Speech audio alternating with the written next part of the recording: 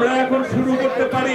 বিগত 15 বছরে গণতান্ত্রিক আন্দোলনে আত্মত্যাগকারীদের নিয়ে শাহাদাত বরণকারীদের স্মরণে 14 তারিখ কেন্দ্রীয় শহীদ মিনারে এবং 15 তারিখ আন্তর্জাতিক গণতন্ত্র দিবসের সমাবেশ সফল করতে নয়াপল্টনের কেন্দ্রীয় কার্যালয়ে যৌথ সভা শেষে বিএনপি মহাসচিবের এই সংবাদ সম্মেলন।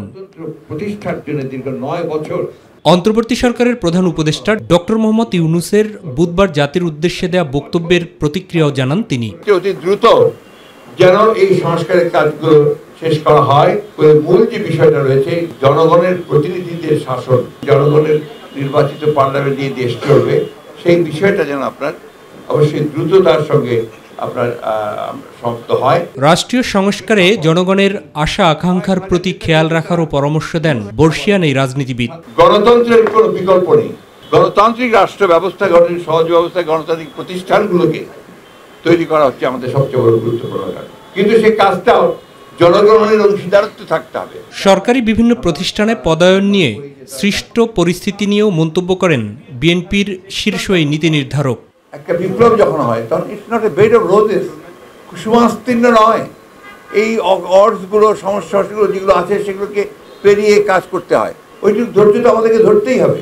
শিল্প কলকারখানা চালু রাখার ক্ষেত্রে সবার সহযোগিতা চেয়ে ছাত্র জনতার বিজয়কে নস্যাতের ষড়যন্ত্র রুখে দেওয়ারও আহ্বান জানান মির্জা ফখরুল ইসলাম আলমগীর। হাসিনা বিদেশে, ভারতবর্ষে আশ্রয় নিয়েছেন এবং সেখান থেকে যে অপপ্রচার চালানো হচ্ছে আপনার এই বাংলাদেশ সম্পর্কে, মানুষের সম্পর্কে, একই সঙ্গে শিল্পক্ষেত্রে আপনার একটা অস্থিরতা সৃষ্টি করার চেষ্টা করা হচ্ছে।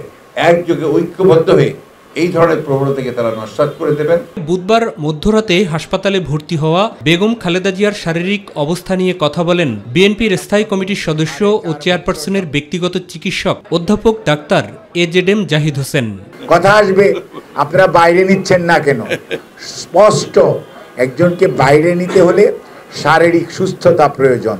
প্লেনে উঠতে হলে নেগেটিভ প্রেসার সহ্য করার মতো সুস্থতা থাকতে হয়। মাহবুব সৈকত, মাই টিভি, ঢাকা।